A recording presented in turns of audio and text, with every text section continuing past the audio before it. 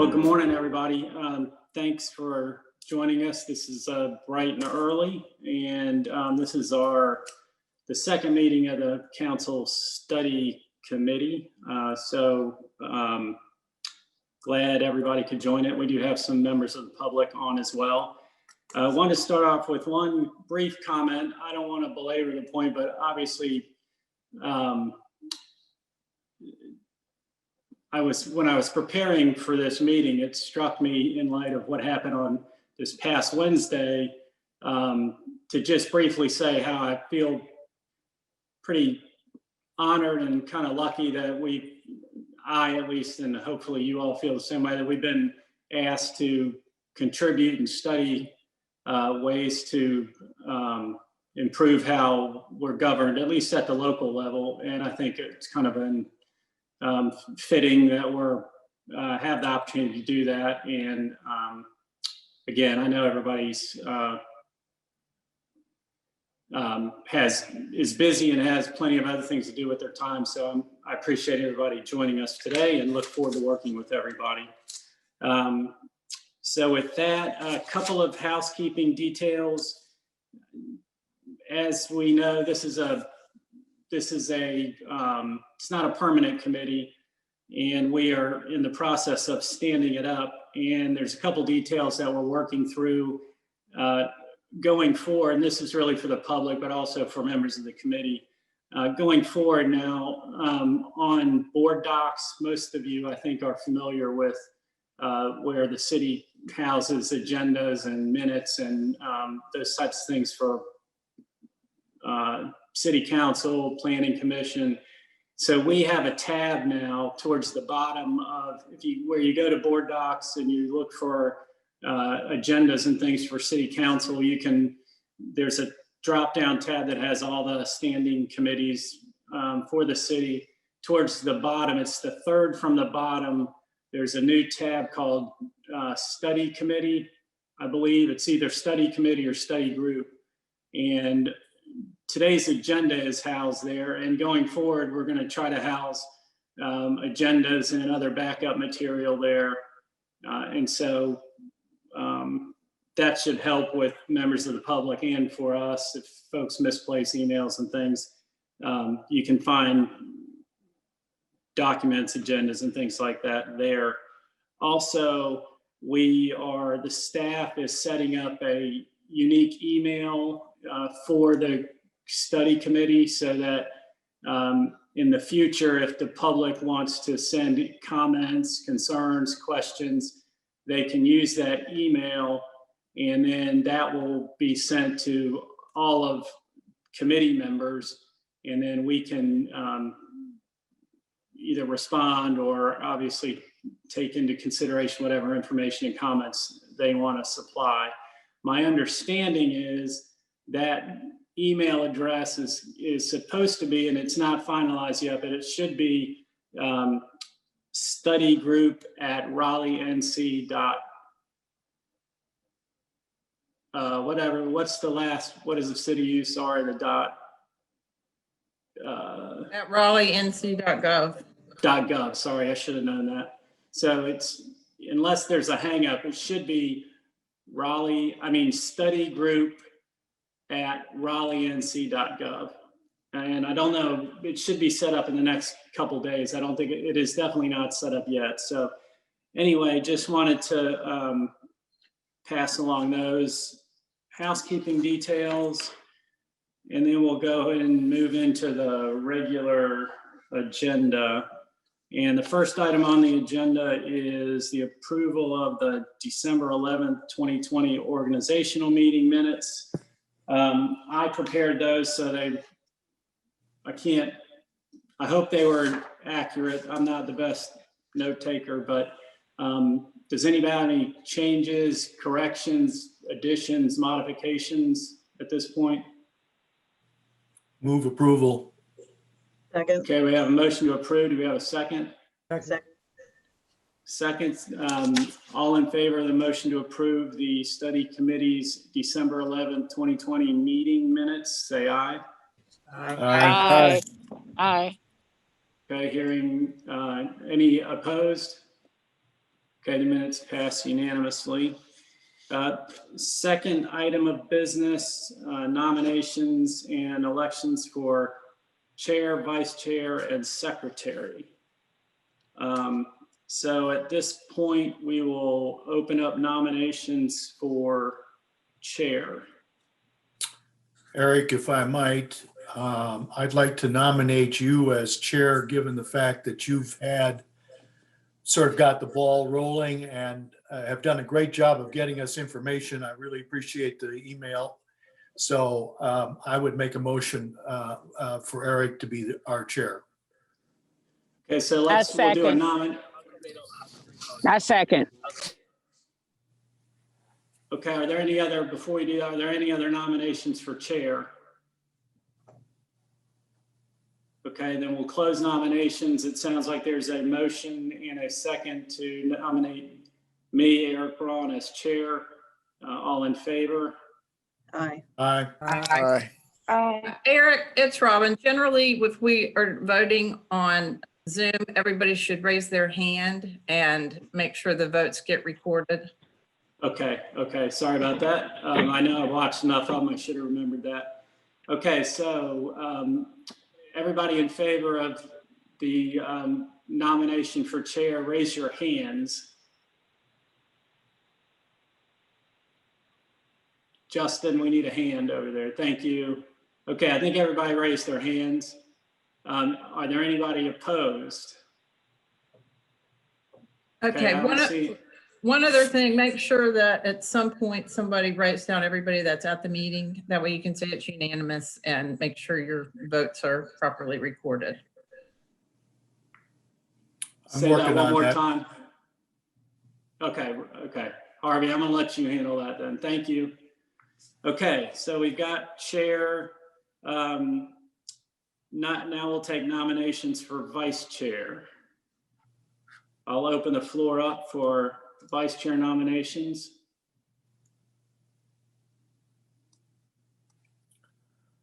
Well, I'll jump in there again. I'd be happy to nominate Mr. Sutton. Okay, are there any other nominations for vice chair? I'll second Justin Sutton. Okay, I don't hear any other nominations for vice chair. I'll give it one more chance. Does anybody else have any nominations? Hearing none, we'll close that and we'll entertain a motion to elect Justin Sutton as vice chair of the committee. Move approval. Second. Okay, we have a motion and a second. All in favor of electing Justin Sutton as vice chair of the study commission, raise your hand. Okay. There's some people who are, Eric, there's some people who you can't see and you can't tell whether they're raising their hand. Well, Robbie is raising his hand using the Okay. icon. And so is Diana. Okay.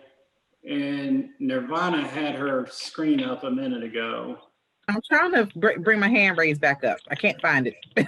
Okay. Well, we're gonna, based on that, we're gonna go ahead. I think we've got all the, I think it's, well, let me say, is there anybody that is opposed to Justin Sutton as vice chair? Raise your hand. Okay, I don't see anybody. So we're gonna say that's a unanimous election for Justin Sutton as vice chair. And then lastly, nominations for secretary. I'm going to nominate Harvey. He volunteered at the last meeting, and my sense is there won't be a ton of people raising their hand or nominations for this one, but I'll entertain any additional nominations for secretary for the study committee. Okay, I don't see any hands on that, so we'll close nominations and I'll move that we elect Harvey Schmidt as the secretary of the study commission. We have a second? Second. Okay, Eugene Weeks seconds the motion. All in favor, raise your hand.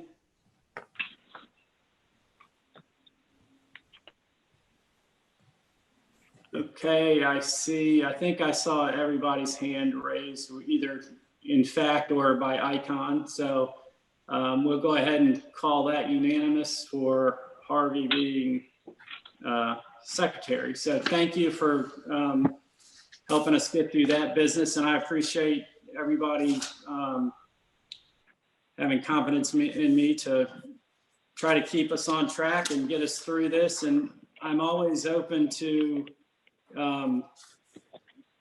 criticism, suggestions, help. So as we go through this over the course of our meetings, please feel free to contact me, reach out. Are there things, if there are things you think I can do better, things you want to make sure get on agendas and we discuss, please don't be shy and reach out, because we're all trying to do this the best we can and work together on it.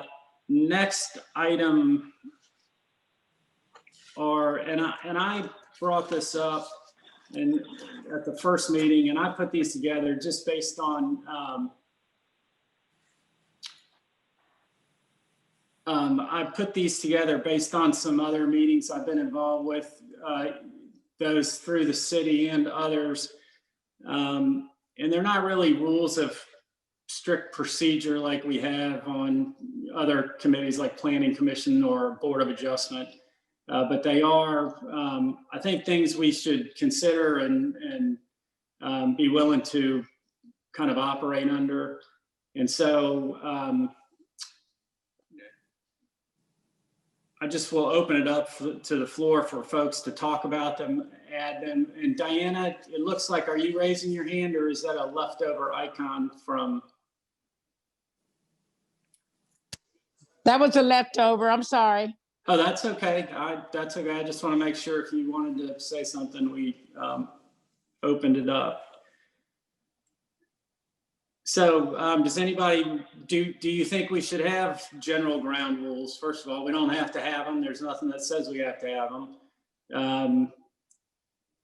And if the will of the group is that we don't have them, that's fine. It may be something that we just kind of talk about and kind of have consensus among ourselves. The only one that I think that folks there may be some strong feelings about might be the one I listed as number 4. Do we want to commit to amongst ourselves that we set an objective number of meetings that we hold ourselves accountable for attending? And if so, what should that number be? And so first, I guess that's the question. Do we think it's important enough to have a set number? And if we establish a number, are we willing to live by it so that if folks can't attend that, whatever that number is, that they will bow out of the committee? And one of the reasons I've brought this up was I've seen it in other contexts where folks don't have the time to attend regularly, and then towards the end of the meeting, when their decisions are to be made, they find the time to be able to come to the meeting, and then they often or sometimes have voted against some of the things that the committee has worked on for months, but haven't really been participating and contributing during the course of developing those things. So anyway, I'll put that out there, and then for further discussion.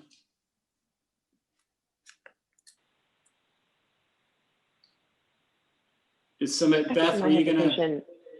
Yeah, I was just going to say, I like the concept of having ground rules, and I would suggest that we set the number of meetings that a member shouldn't miss at 3. And I've had it set up as in a row or a total of, and it can be either one. And the last group I've been involved with had a number of meetings they missed in a row, and so I just put them both in there. My general sense is just a total is probably sufficient, but do others have thoughts or suggestions, comments about this? Mr. Weeks? Yes, will we have excused absent and unexcused absent? Because illness could play a part in this. That's all.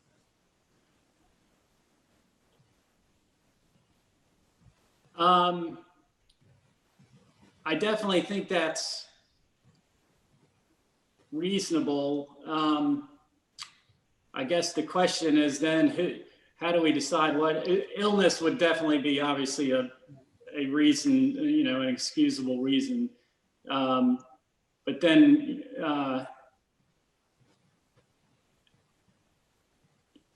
what are other valid excuses? You know, where do we draw the line? And so I don't know. What do other people think? I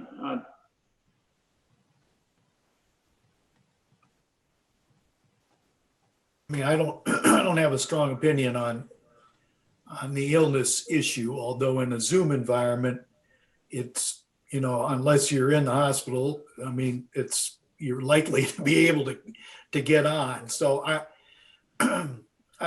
what I would say is, let's say it's 3 total, and then, you know, if there's a discretionary condition, we as a group can decide whether that's a discretionary condition that we're willing to deal with, I would think, in general. But I do like the idea of holding us accountable for participation, because as I've gotten further into this conversation, I understand the complexities and the interlocking elements, and to be jumping in and jumping out will make it difficult for us to be able to develop the kind of continuity we need to come to conclusions. So, but I would leave it as if somebody wants to petition you as chair for an excused absence, you can either have that discretion or you can share it with us. what do other people think? This is Justin Sutton. I would agree with Harvey, and also in keeping with the consistency of with other city boards and committees. I believe it's capped at 3 absences. So just keeping consistency across the board. Anyone else? I want to make sure we get everybody's comments and. I would agree with that as well. I think it's pretty standard to have a limit like that, and I think 3 is what we typically see. So I like Harvey's ideas. You know, there might be an instance where you could have an excusable reason, but we'll address that when the time comes. Nirvana, it looks like you were getting ready to say something. No, so I agree with the 3. And again, we're living in a pandemic culture right now, and things arise. So, you know, I would, God forbid, any member of this board were to come down with COVID and not able to reach out or whatever, so have you. I would hope that that would be deemed excusable or something to that effect after the fact. But just know that things happen. Like, I'm a single mom. If something goes down with my kid and I can't get to you to say I'm not going to make it to the meeting, it doesn't mean that I didn't want to be there. It just means that I had a situation that came up. So. Yeah, and I agree. So anyone else while we're on this item? Okay, so and again, the other ones are kind of soft and not objective. But does anybody have any comments or questions, concerns about the first 3? I think we should hold each other to some sort of standard, and so if they're wording or other things you feel you want to change, let me know, and we can bring these back next time. And I'll adjust number 4. It sounds like there's consensus to just have an overall total of 3 absences, and then folks may have to bow out subject to, you know, excuses and nobody wants to eliminate somebody from participating in this at all. But on the other side, we accepted the appointment, and with that comes some responsibilities. And in order to get the best outcome, we need everyone to attend and participate to the extent that is reasonably possible. So I'll adjust that and bring it back. And then we'll just kind of maybe have a quick vote on it next time, so we can say that we did it and we agreed to it and we voted on it. I mean, I'd be happy to make a motion with that adjustment and just move on rather than revisit this next time we meet. So I move approval with the adjustment of 3 meetings and the editing that you're going to do. Okay, we have a motion. Nirvana, I saw you shaking your head. Would you like to second that? Second. Okay, so we have a motion and a second to adopt these, what I've titled ground rules and mutual expectations for council study committee members. All in favor, raise your hand. Okay, I think I see everybody raise their hand. Is there anyone who opposes? Seeing, Diane, are you opposing? No. No, Okay, there's a lag. I'm sorry. I just want to make sure I'm catching everybody. Okay, so that passed unanimously. And then finally, a little more, we get to a substantive discussion. I sent around, and I don't know if it was a long report, but I sent around a report that Charlotte, the mayor and mayor pro tem or vice mayor, I'm not sure what they call the person in Charlotte, but they appointed a study committee to do essentially the same thing that Raleigh Council asked us to do with there were some different tasks that they were asked to look at. And I sent a link to that to the group, and it was a long report. It had quite a bit of detail in it. And we'll be able to look at that in more detail. But it had a list of cities that they looked at, and I don't want to necessarily go into exactly what the cities that they identified. But what I was hoping to do today is really kind of talk about what this group thinks are peer cities and what the criteria should be for identifying peer cities. And some of the considerations I think we have to look at are relative size. That's an obvious one. I think we'd all agree that we shouldn't look at towns that have 15,000 citizens and cities like New York City, that have however many they have, because I don't think either one of those kind of reflect the issues and challenges that Raleigh has. So I'd like to open it up for kind of what are the criteria that we think we should be looking at and using to identify peer cities for this group to look at. Harvey. Eric, so I reviewed the report last night, and I had done a little bit of looking after our last meeting. I do think we need to be looking at council manager communities, because mayor council arrangements, especially as it comes to compensation, are significantly different. So I think we may have a couple of peer city groups, which is actually what I think Charlotte did. In some instances, they looked at largely council manager places, and I would look at,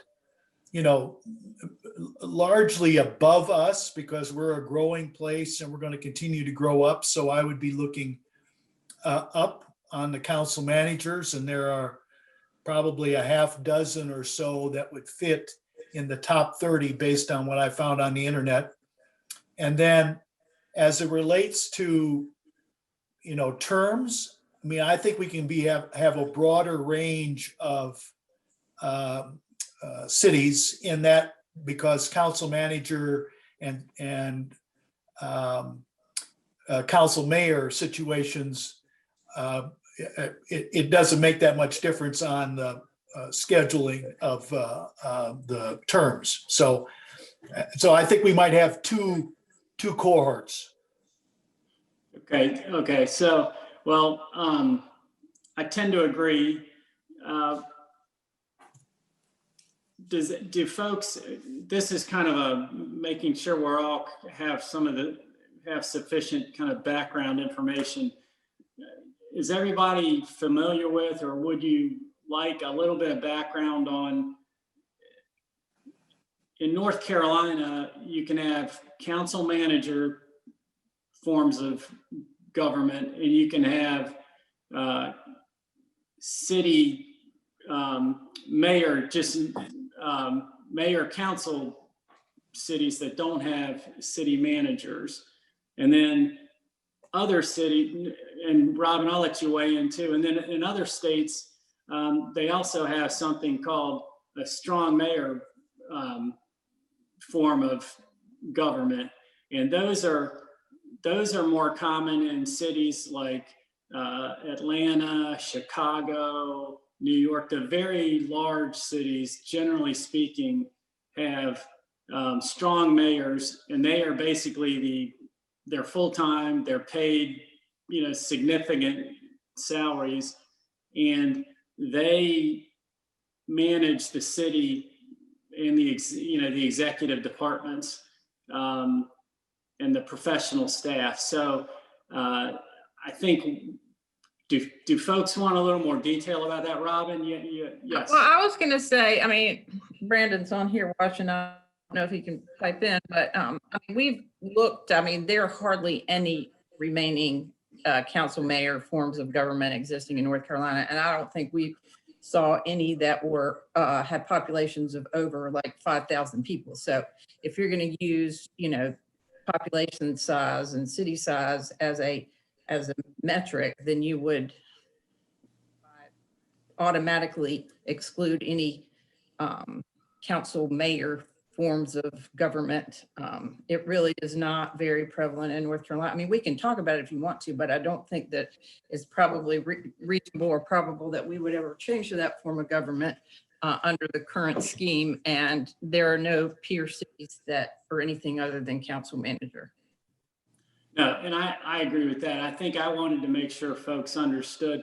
I've had people reach out to me and talk about, really, there's a misunderstanding. I'm not talking about people on this committee, but outside of the committee, there's a misunderstanding, about what cities outside of North Carolina that have what are called strong mayor forms of government.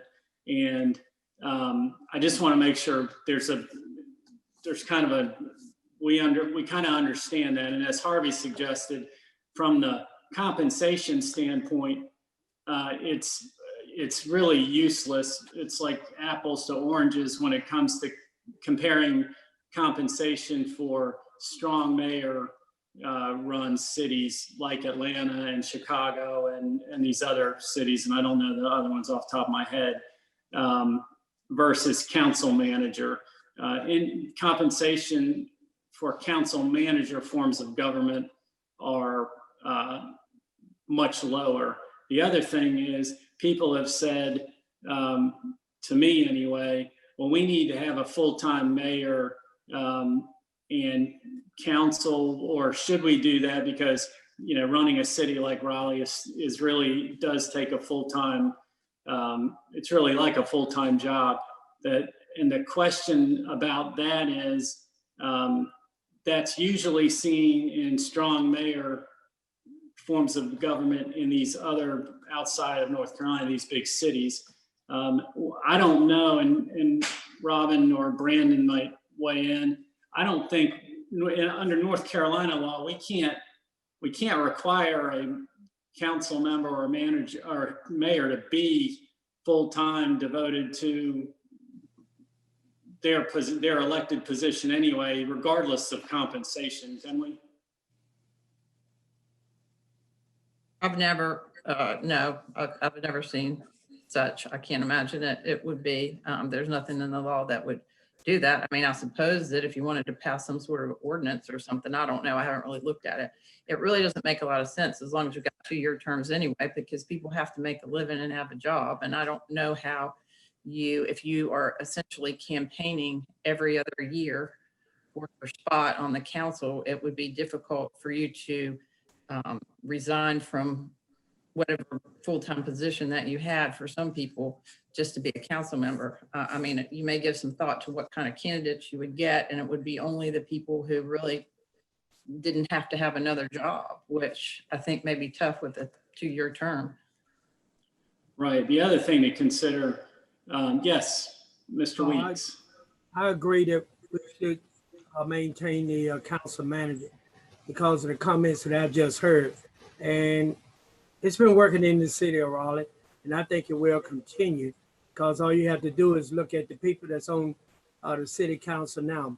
Most of them have their own business or another job, and they're going to have to maintain that job along with being on the city council. So I agree, even when people run for election, they know exactly what they be paid. They know they got to maintain the other job. And I agree, we should continue with the comments I heard from Harvey and from Tate that we should maintain the council manager organization. Harvey, yes.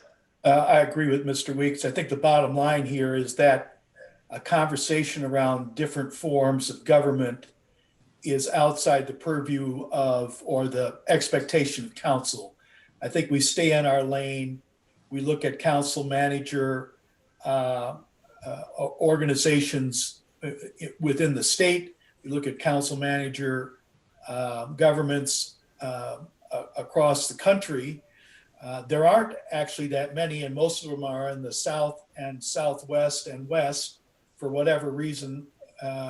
Texas has got a lot. There are some out further west based on what I've been able to pick up on the internet since we last met. So I think we keep focused in that area. And then when we look at terms, I think you can look at terms over different communities that have strong mayor and whatever else kinds of services, because you're really talking about a different dynamic, which is not so much comparing the cost of doing business as much as sort of the rhythm of the of government. And again, Go ahead. Sorry. no, I'm good. Anyone else? I don't want a few of us to dominate the discussion. So please, others have thoughts. Don't be shy about raising them. The other thing that I have heard in terms of part of it is trying to get different people, different, more diverse representation on council. And actually this past election kind of was the first time where we had a lot of change at one time, and we have a bit more diversity in certain respects than we've had in the past. The question that some people have raised with me again has been, well, how do we get, young people, they don't in their professions or people that make less income, it's harder for them to run for city council because the pay is not great and they're younger. And so the suggestion was, well, if council compensation was higher, it would allow folks from different economic spectrums to maybe run that aren't. And you can look back in the past and you can see it's obviously easier for if you're retired or you're independently wealthy or you run your own business to be on council than it is for somebody that is an hourly wage worker or in the lower income bracket. And so I don't know how, if obviously raising compensation to a certain extent would help probably. But I don't know many people, to Robin's point, and even if you shifted to 4-year terms, I don't know many people that are trying to build a career that are going to stop and quit their job to be a council member for certainly 2 years, but even 4 years. That, that seems like it would be unusual.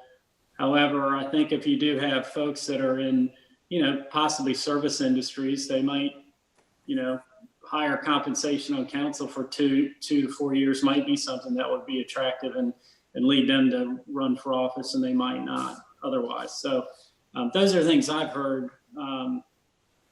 Other comments, thoughts from folks?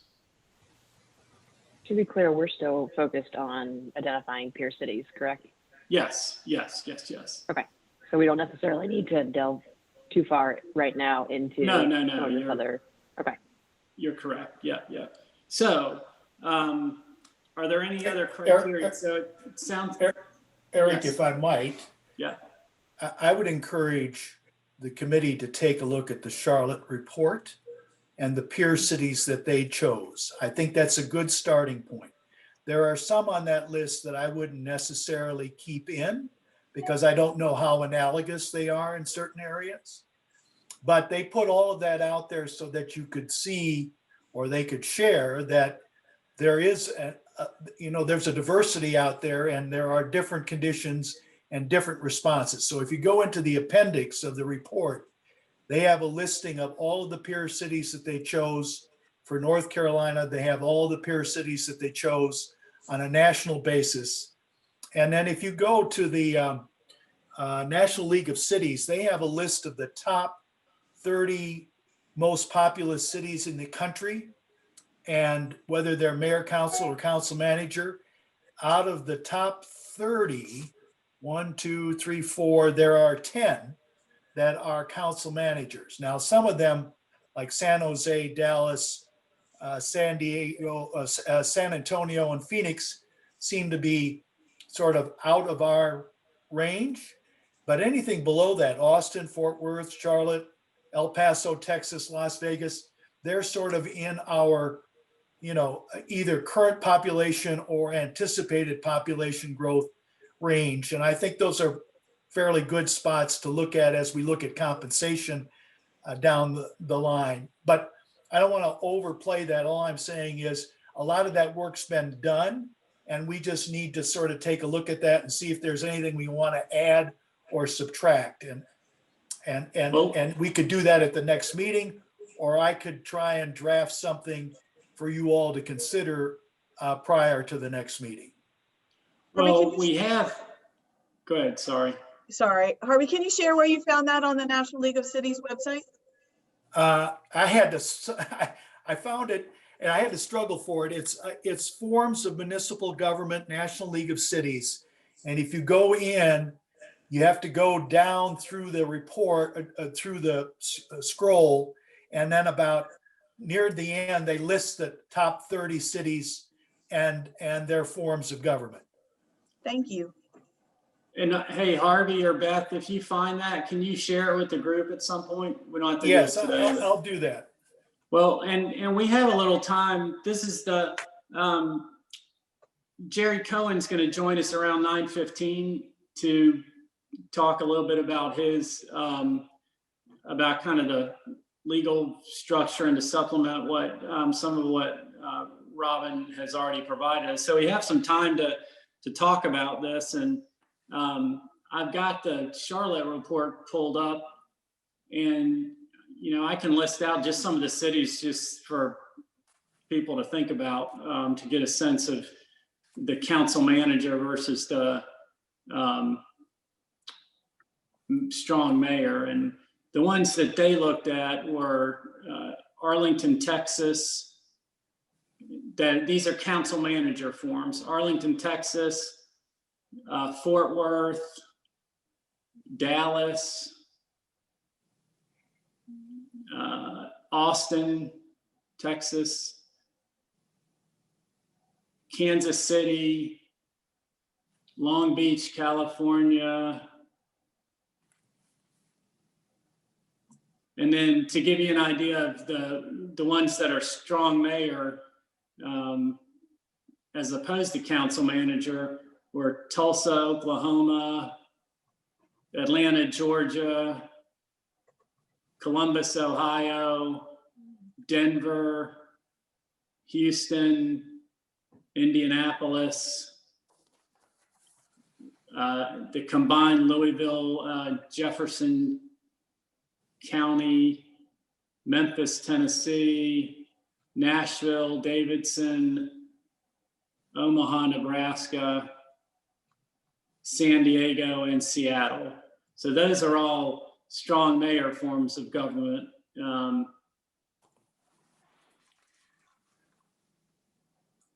For those looking for it, it's like on page 40, 38, 39, 40, 40, 41 in the appendix.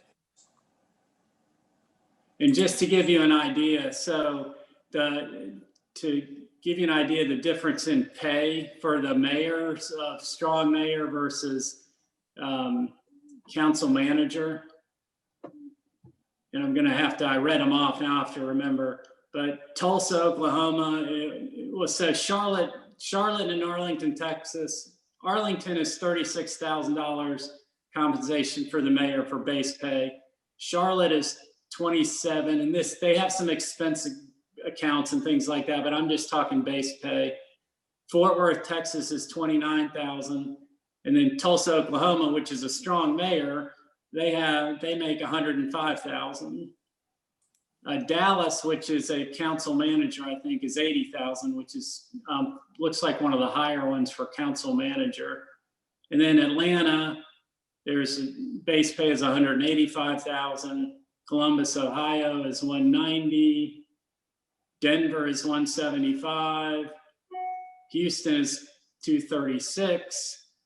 And so, you know, this Seattle is 216. And so you can see that the pay is significantly higher at those cities, and that goes to Harvey's point that it's makes no sense for us to consider those in terms of the compensation aspect. The only reason I think you put that in there is you can just, it may help the public see that there is a significant difference between the council manager form and the council mayor form, and being part-time versus full-time. I mean, part of the question here is how full-time or part-time is the current system. I think it was designed to be part-time. I think people make it full-time. That changes sort of the dynamic of what they think their time is worth. But the reality is that if you look at your peer cities, that those that are full-time get paid a lot more than those that are part-time. And so anyway, that's just a difference that might be useful for people to see. And we could simply add the Charlotte report to our report as an appendix to give some credibility to our review. And also just, I know that Robin had sent around information that the staff had done for some of the cities, and definitely all of most of the North Carolina cities, but to the extent people don't have that in front of them, just to give you a sense of what the mayors make in North Carolina.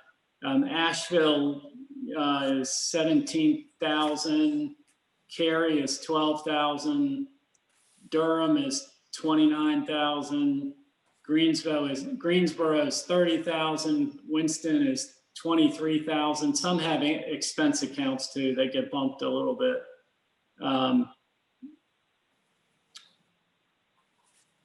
Let's see. So yeah, Durham with expense account is 31,000. Greensboro total comp is 34,000.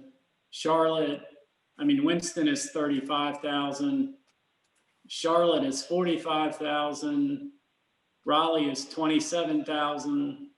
Fayetteville is 33,000, and Mecklenburg County, the Board of Commissioners is 56,000. I don't know whether, Robin, if you had sent around what Wake County commissioners make, but we might want to look at that, and we can supplement this as a group. But you can see right now that the Raleigh mayor is below most of the other North Carolina peer cities in terms of comp. So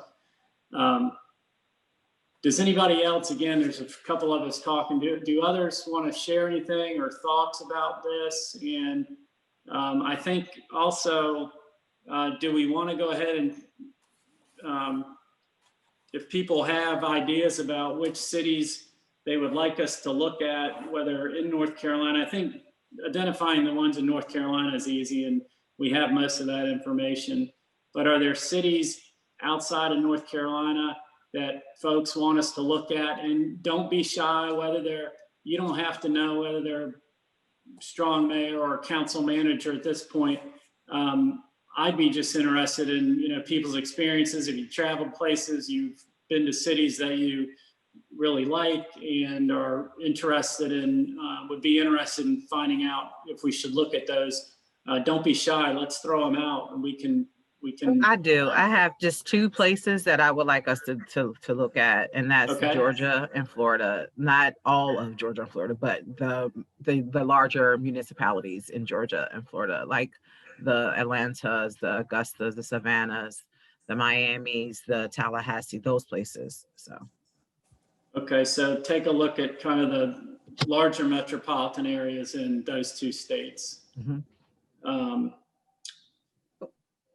Are there others? Anyone else have places they are interested in us at least taking a look at? And we can always decide that they're not, they aren't appropriate for peer cities, but we can go ahead and look at them. What about Virginia Beach? I'm born and raised there, and it's definitely a council manager form of government, and I think it's probably worth looking at. It's got some unique. It's a resort. It's a large city, but there's a component of it that's a resort city. I think Robin had included Richmond in some of the data that she provided earlier, but I don't remember off the top of my head. Eric, just to be clear, I didn't get that data. That was provided by the HR department at the city. They collected that, and or that's who would follow up. That we haven't done that. Okay. Sorry, I'll refer to it as staff. So there's. Well, and they picked they picked the cities themselves that I guess that they consider to be relevant. But if you want to add to that list, I'll just forward it over to HR. They can find that for us. Yeah, okay. Robin, I was going to ask, can we call on the HR department to do some of this homework for us? Because they may have access, or, some of this stuff is provided by associations and you got to be a member to get in deeper into their data, and we're not. So just wondering what kind of help we can get. Well, it just depends, like on salaries and things like that, anything that type of thing they can get, whatever that they have access to. I'm sure that they can assist with that. It just depends on what it is. So just let me know what you need and I'll see who can get it. Thank you. Are there other cities in, Beth, you're kind of from the northern, or you're familiar with the Northern Virginia area. Are there other places up there that you think might be relevant that we ought to look at? Yeah, certainly. Alexandria and Arlington might be communities that would be comparable.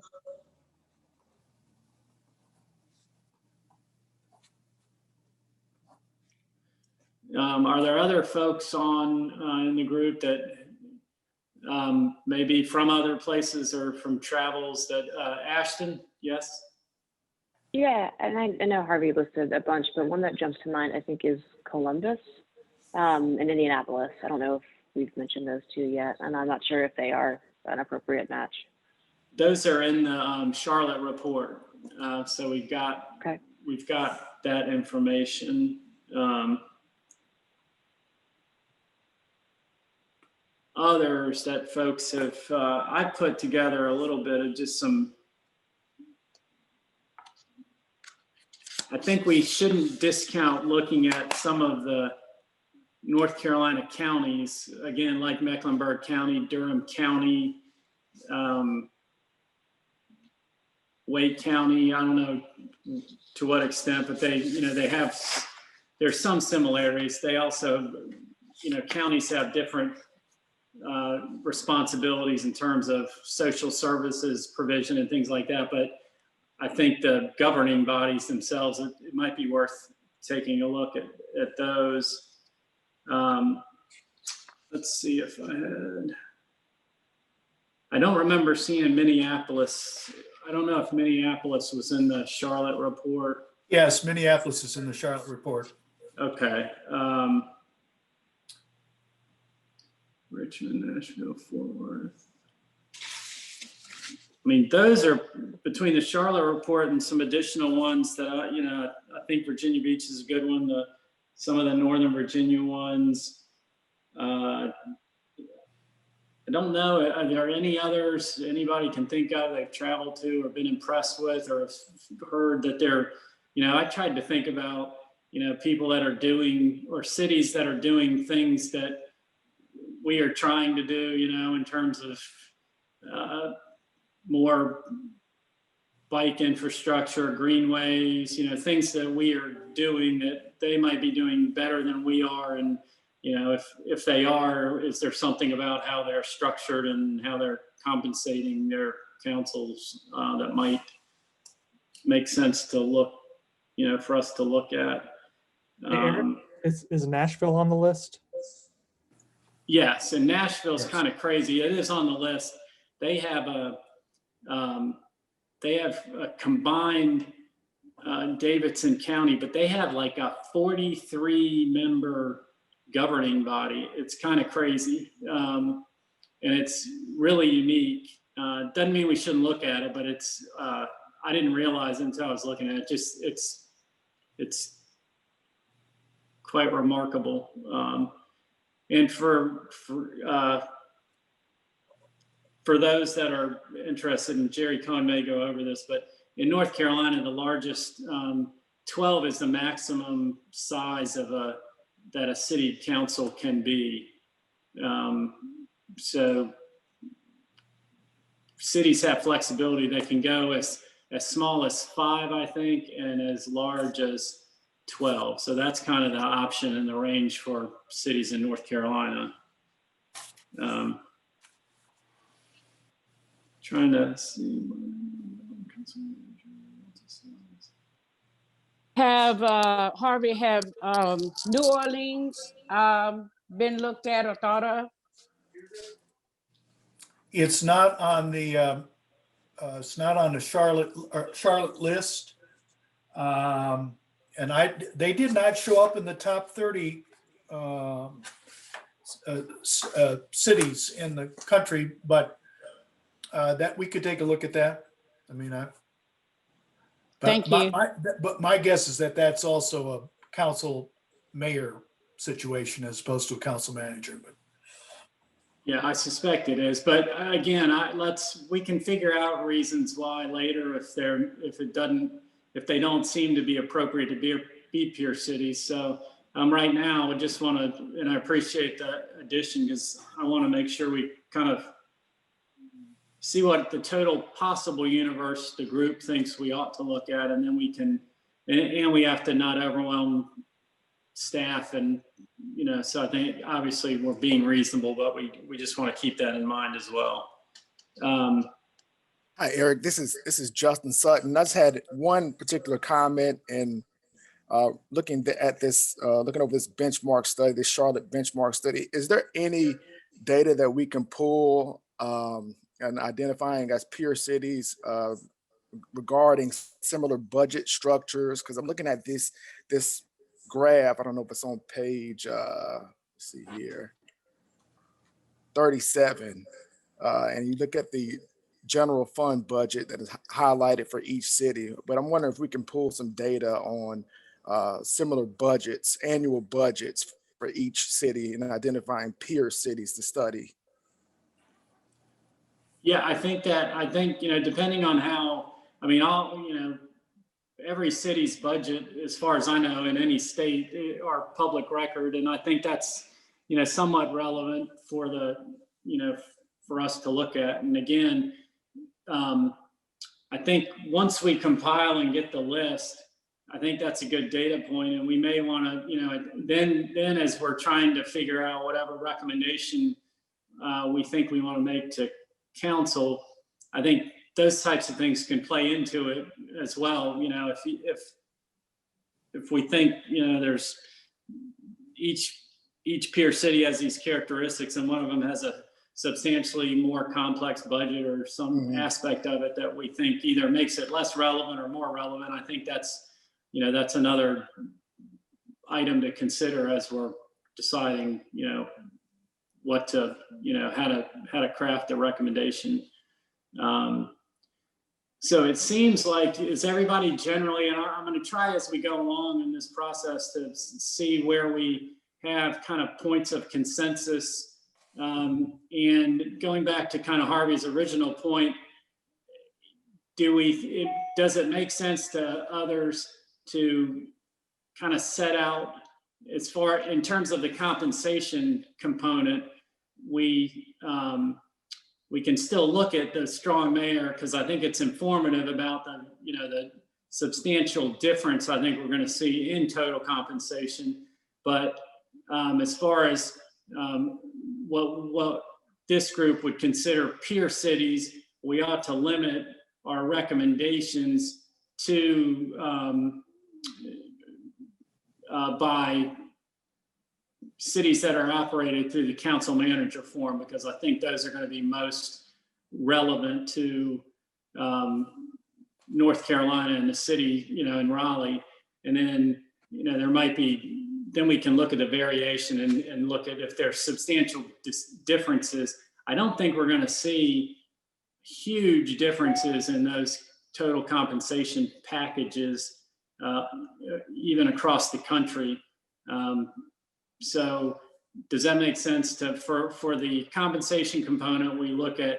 We focus on council manager forms, but we don't eliminate, just in turn, for information purposes, we don't eliminate strong mayor forms either. We can include that data it also answers the public's potential questions when we make our recommendation. And folks, people that may be less knowledgeable about this and don't have access to this information might say, well, why didn't you look at Atlanta, or why didn't you consider Chicago? And we'll at least be able to say, there's a reason why we didn't, and here's why. Structurally, it didn't make sense.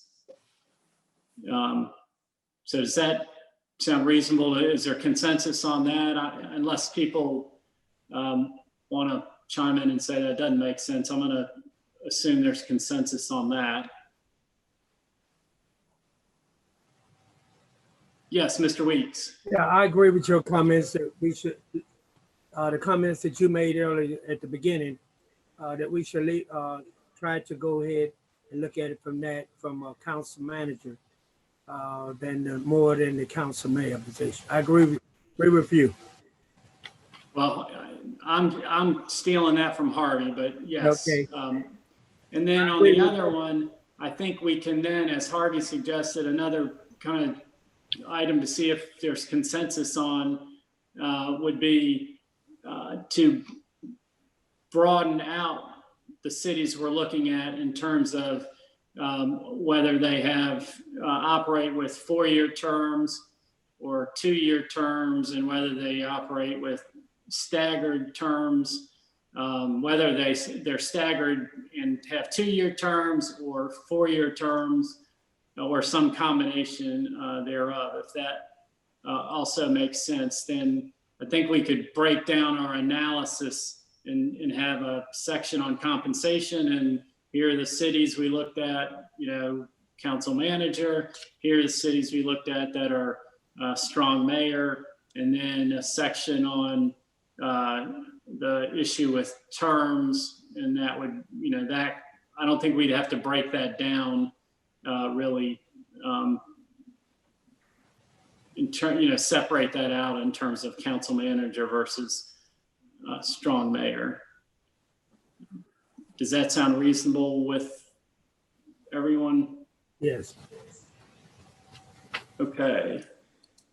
And to go back, just in terms of the relevance of the Charlotte report, that report was, for those that may not have looked at it yet or noticed, that report, it really is timely. That group made their presentation to the Charlotte Council on November 2nd of this year. And so, presumably their data is current. And if somebody identifies as we look through it, if there's a reason to suspect there's an error or something, then obviously we obviously will take that into consideration. But, presumably it appears to me to be a well-documented, thorough report. So there doesn't seem to be any reason to suggest that their data is not relevant. I think we're lucky that they're a little bit behind us, we are behind them. So we have that data available to us, and there doesn't seem to me, other than to supplement it and add, and tweak information that we think we would like to have in addition to that. I don't see any reason not to use that as kind of one of the foundational, pieces of research we use. Harvey? Yeah, if we take a look at the criteria that they used, population, general fund budget, form of government, so they've done a good job of picking some of those things out. Now, we need to be careful not to parrot them directly because they had a broader range of things that they were looking at, such as staff support. That is not part of our charge. Yeah. But I do think they've done a lot of homework for us, and we should look at adding or subtracting from what they have rather than trying to recreate the wheel. Agree. And they do. And if you'll notice, and I want to make sure that we stick with the tasks that we were assigned by council, because a couple of things they looked at were partisan versus nonpartisan elections. And that is a choice North Carolina cities can make, but we were not tasked to look at that. And therefore, I don't want that to come into our discussion because, again, it's beyond what we were asked to do. And I can't remember there are a couple other things I think they were asked to look at that we were not. And they did also look at, they are already at the maximum size, but they did look at shifting. I think one of their recommendations was to eliminate one at-large position and convert that to a district. And they have some data about the size of of the districts and things like that. So that somewhat relates to what one of the tasks we've been tasked to look at. But I think that task for us probably should come towards the end of our work because there's no census data yet, and that's a little bit more complicated. And so again, that may be one of the consensus items I'd like us to agree to possibly, which is let's focus on the first three, which were compensation,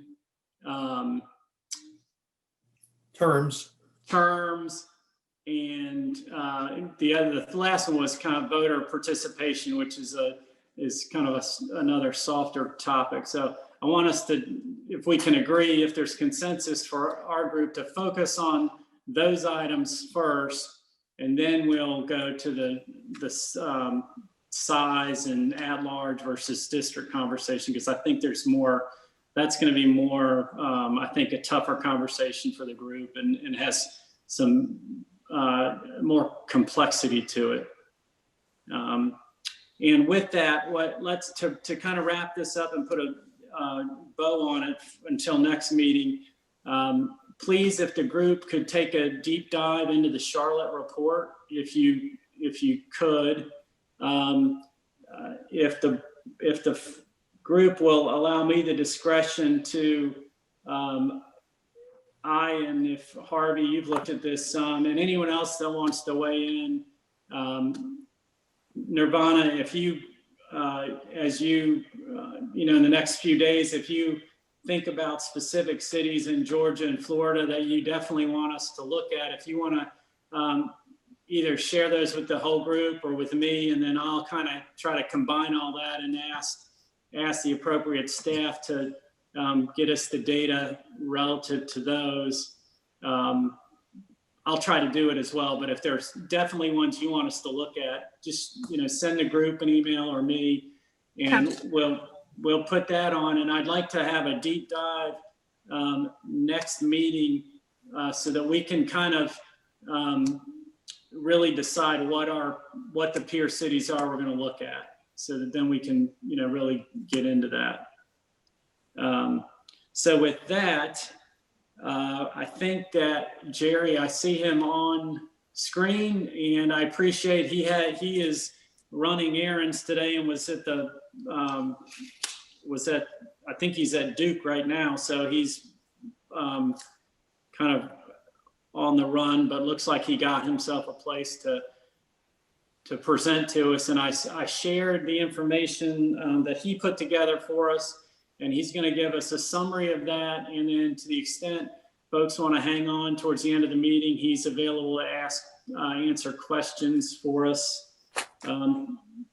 So does anybody have any other questions or anything they want to talk about before we turn it over to Jerry? All right, hearing none.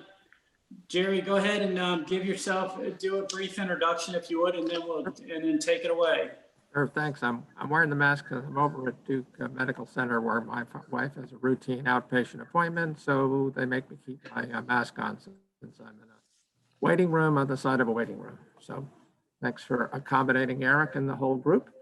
My name is Jerry Cohen. Although I'm a member of the Wake County Board of Elections, this is written discussing this solely in my individual capacity, and I'm not allowed to take any position on what, if any, charter changes should be made, or if there should or shouldn't be a referendum, et cetera, et cetera.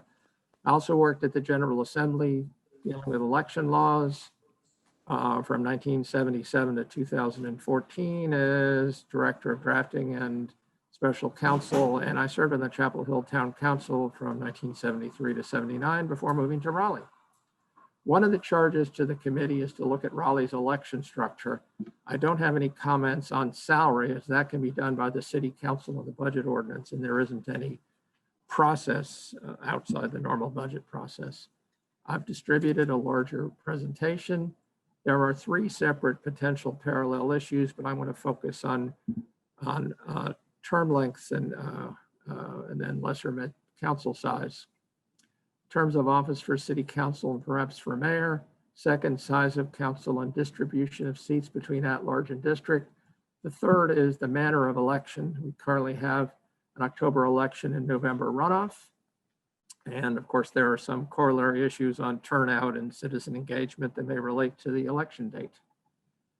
The next top line question is timetable for action, which can be different for each of the issues. For instance, if you're pursuing terms of office for council or mayor or size of council, they're all really separate ordinance issues and separate charter amendments, which could be on a parallel track. But one of the issues is, the top line is, when are you trying to implement something? If the idea is to implement something for this fall's election, the council process of a charter amendment needs really to be complete by late May. And voters could require a referendum anyway. If the goal is to have a referendum in October to be implemented in 2023, council action would take place in early July. Or perhaps the goal might wind up being to finish action in 2022, perhaps a referendum at the time of the primary or 2022 general election to be implemented in 2023, which is a much softer timetable for action. So at some point, once you get into it, that'll be an important issue. And the League of Municipalities has forms, and I know your city attorney will be familiar with that process by that time. First of all, our current system from 1947 through 71, the Raleigh City Council consisted of 7 members elected at large for 2-year terms. If more than 14 candidates filed, a nonpartisan primary was held 4 weeks before to reduce the field to 14. The mayor was elected from among the members of the council by its members for a 2-year term. The current system dates from a 1972 referendum driven by a new law passed in 71 that allowed 5,000 citizens in a city the size of Raleigh to petition and mandate a referendum be on the ballot. And one city council member, Michael Boyd, I was actually around at that time, but not really involved in this process. One city council member, Michael Boyd, and a group of neighborhood leaders pushed and circulated petitions on the date of the May primary in 1972 and got the current system, almost the way it is now, on the ballot. It was opposed by the News and Observer, the RWCA, opposed by a 6-to-1 vote of the city council, and everybody who was anybody, but it passed by a 19,000 to 17,000 vote in the referendum, became effective in 73. The original system had a primary in October and the election in November, and that lasted 3 cycles. And in 1979, the city council went through a charter amendment to change to the current October election, November runoff. No referendum was held at that point because the council didn't call for one, and no petition requiring a referendum was adopted. Currently, Raleigh is, along with Charlotte, Raleigh is one of the few cities of any size that has 2-year terms. Greensboro and Winston-Salem have 4-year terms that are not staggered. For instance, the Greensboro City Council came up in 2017 and will come up again this year. Winston-Salem had their election last year. They vote in even numbered years, and they will come up again in 2024. They have no election in 2022, although if there are vacancies that occur, there's a longer discussion of that. If there are vacancies that occur in the first 20 months of the term, then there's an election at the midterm to fill it for the last 2 years. For instance, in Nightdale, the mayor serves a 4-year term. Mayor Robertson will be resigning in the next day or two to be appointed to the legislature. And on the ballot this November will be, along with some city council members, will be an election, as I understand it, for the last 2 years of his term. So those can occur. Cities with 4-year terms, it's most common for them to be staggered. There's plus and minuses for that. Chapel Hill and Durham have staggered terms. Cary has staggered terms with a 4-year term for the mayor. So that's a top line decision to make. If you were considering longer terms, do you want them staggered or not staggered? There's cases to be made either way. One side of it is, well, there shouldn't be a total turnover. We should have continuity. The other side I've heard of that is, well, if people want to make a change in their government, they ought to be able to do it all in one fell swoop. That's more of a political issue than it is a legal one. The more common system where there are staggered terms in a district system is to bring up the district members on one side of the cycle and the at-large members on the other. Durham City Council, I'm not sure what's happening this year, but if this year the district seats are up, then 2 years from now will be the at-large seats. The Charlotte-Mecklenburg School Board has the same thing. Their district seats come up on one side of the cycle and they're at-large on the other. If you did propose changing to 4-year staggered terms, the ordinance would specify how do we get there. Do you start with the district seats getting a 2-year term and the at-large getting a 4-year term, or the opposite way? Having all the district seats together, one of the main reasons for that is at the time of redistricting, having them all come up at the same time makes it easier to redistrict because you don't have people in the middle of the terms. On the other hand, the Wake County School Board, when it had 4-year terms, they were staggered. And there were issues at redistricting, who was running against each other. For instance, when I first moved to Raleigh in 1984, or actually in 1990, there was a redistricting, and in my precinct, we didn't get to vote for school board for 6 years, whereas the next precinct over voted twice, 2 years and then 2 years later. So there are pluses and minuses to that.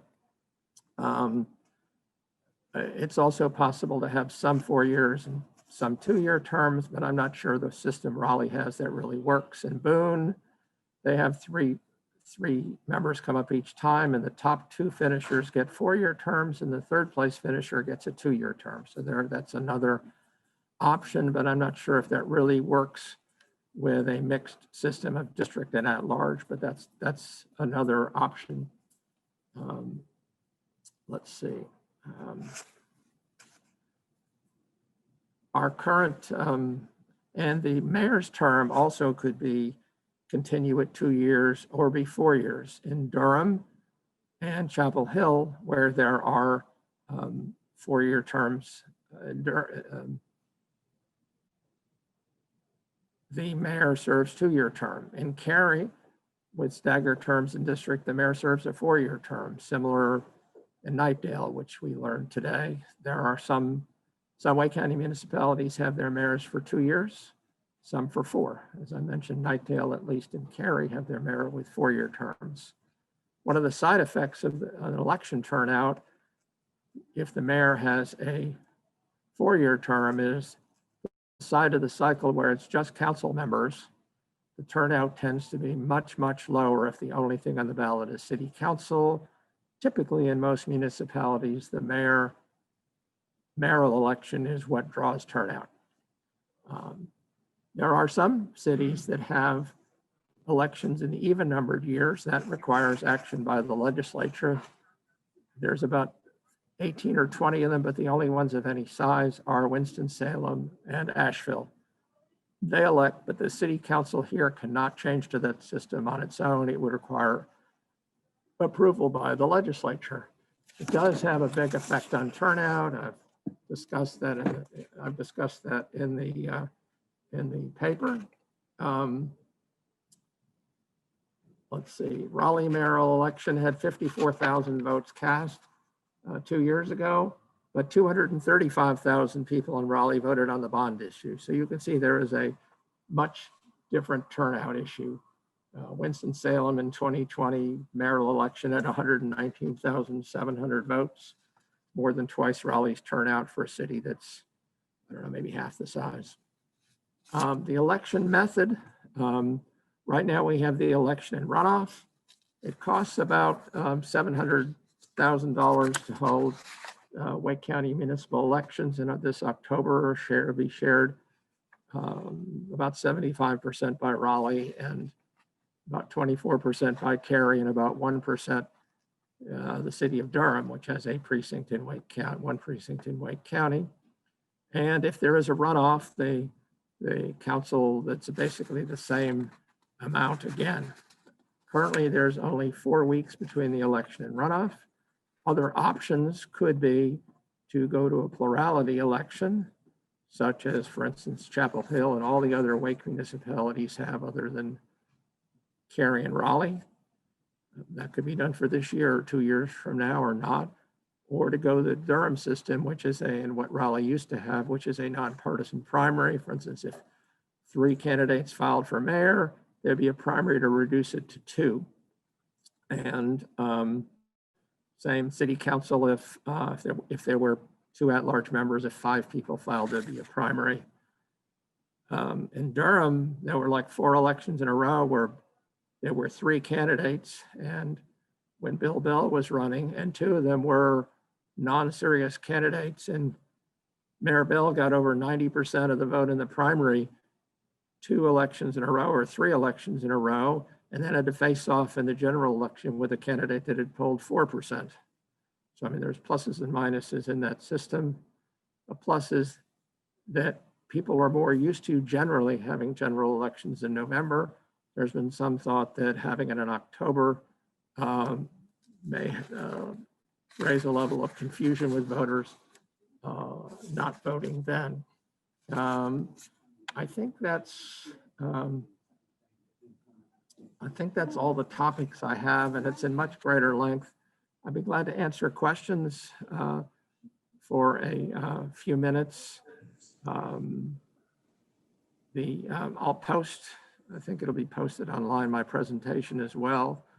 I'll try to put that up elsewhere, or perhaps the city can post it on the committee website if it so chooses.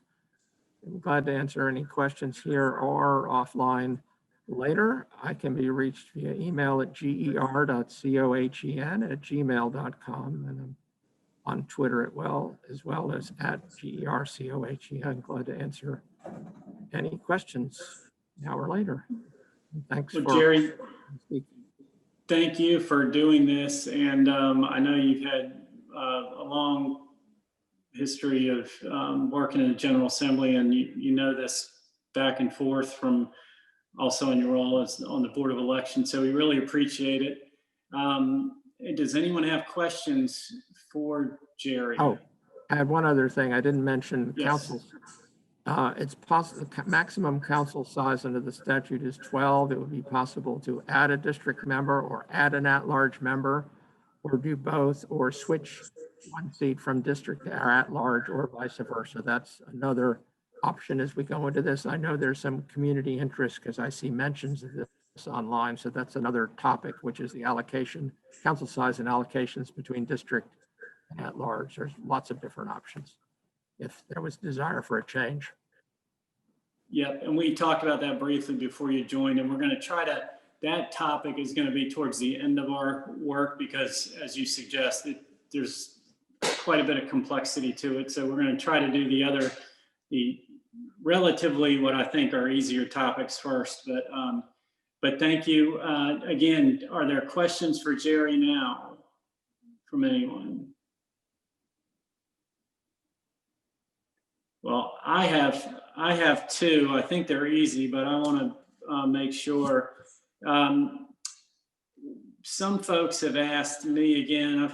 I've been trying to get council to take this up for almost 10 years. So in the course of me talking to people and asking, I've had things come up, and one of them was, can a city mandate that a city councilor have no outside employment while they are serving as a councilor or mayor?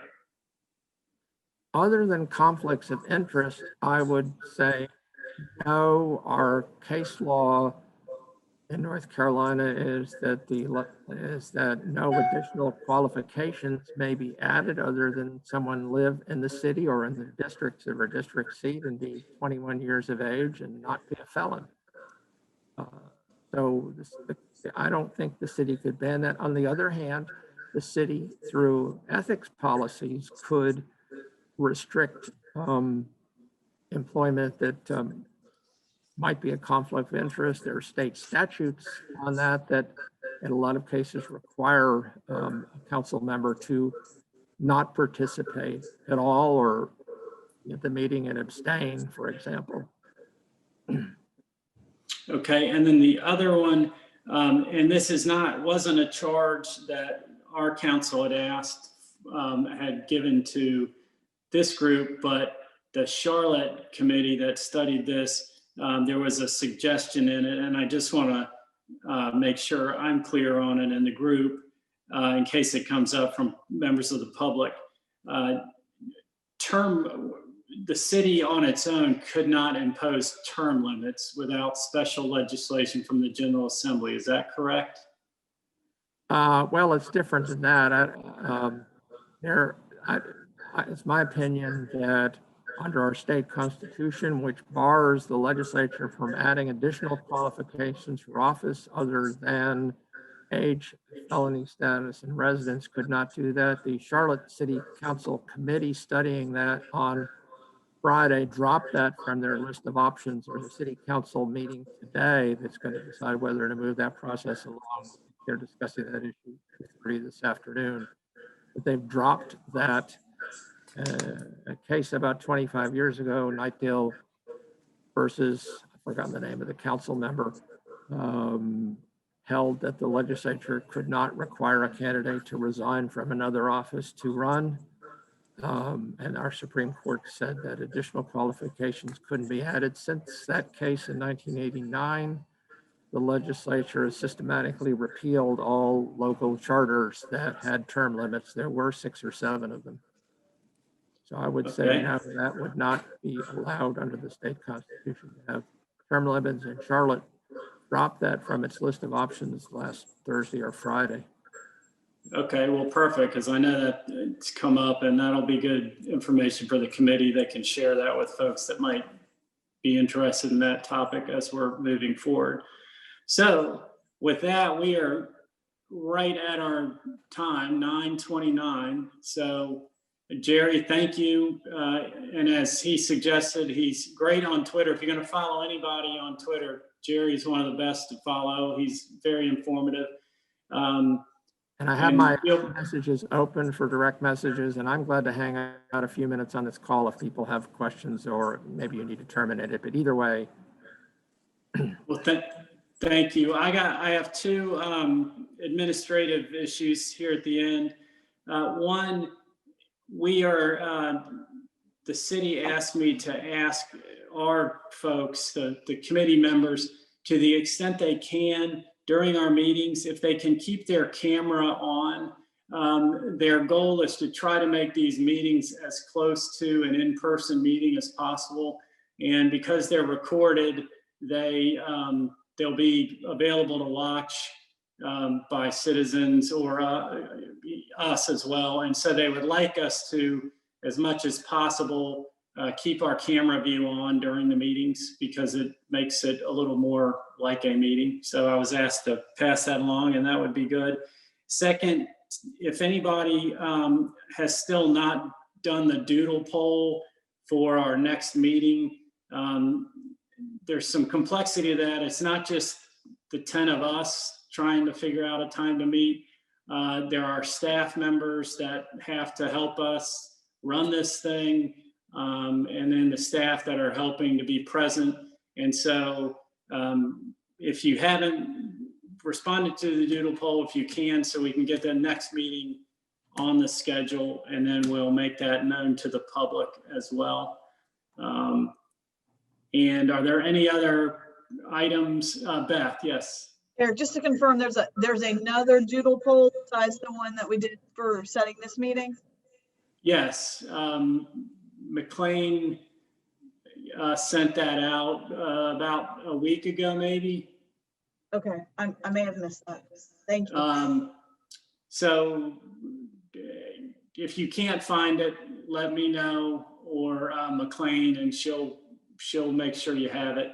Honestly, I saw it and thought it was for this meeting and not realizing it was the schedule for another one. So okay, I may have been the cause of some of that confusion. I asked her to go ahead and start because it's pretty difficult to get meetings started, and so I asked her to go ahead and start a new doodle poll for the next meeting that was between 3 and 4 weeks out from this one, so that we could start the process before everybody's calendar filled up. So if you can't find it or you need it, let me know or let McLean know, and I'm sure she'll get it back to you. And having said that, are there any other comments, concerns, anything you want to share before we move on? And I appreciate everybody's time and participation, and look forward to continuing to move along with our work. Okay, I don't hear anybody. I don't see anybody raising their hand. So again, thank you. I hope everybody has a good rest of your week, and take care. Take care. Thank you. Have a Bye-bye. good day. Eric, you, Jerry. I thought there was one other question. Stacy, where are you? Was it Stacy Lundy? Yes, I'm right here. Wasn't there one other question? About the videos? Yeah. Do you have all the information you need? No, I don't. Okay, so what's the other question? The other question is regarding the group, whether or not posting these videos.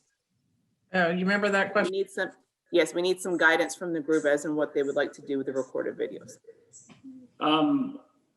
You know, I would, you know, I think we should, if there's an easy way to post them, I think we should make them available and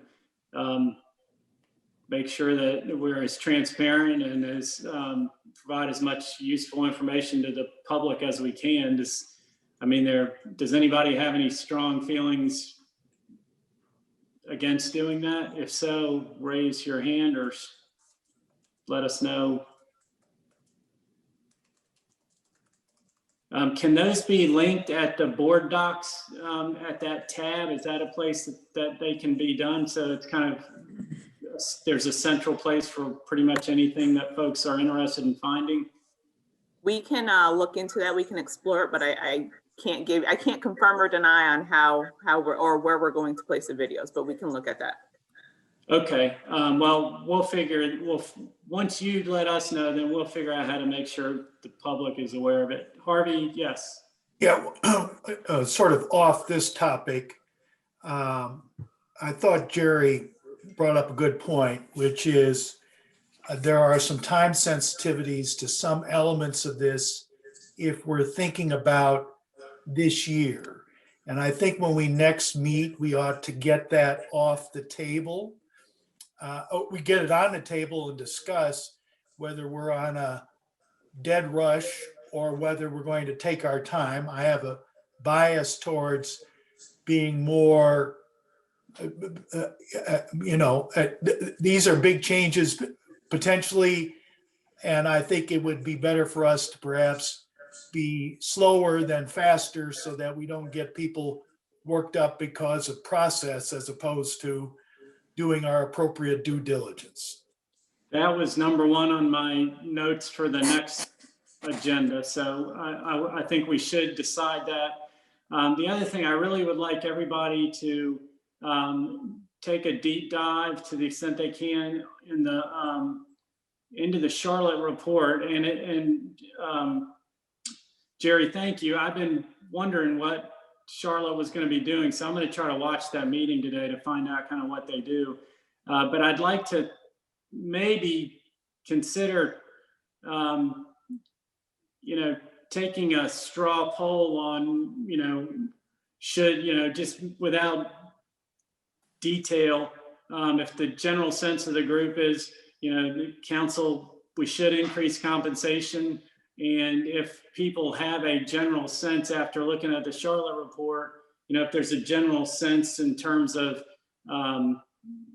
keeping 2-year terms versus 4-year terms, just to see if people have a general sense. And I'm not suggesting we're going to vote and make any sort of decision, but I'd be interested to hear what each of us kind of feels like at this point, what their sense of things are pending, our deeper dive and discussion about it. So just give all that some thought. And unless there are other comments or suggestions, I think we'll finish this meeting and look forward to seeing everybody in February. Okay, thank you. Have a good week. Bye-bye.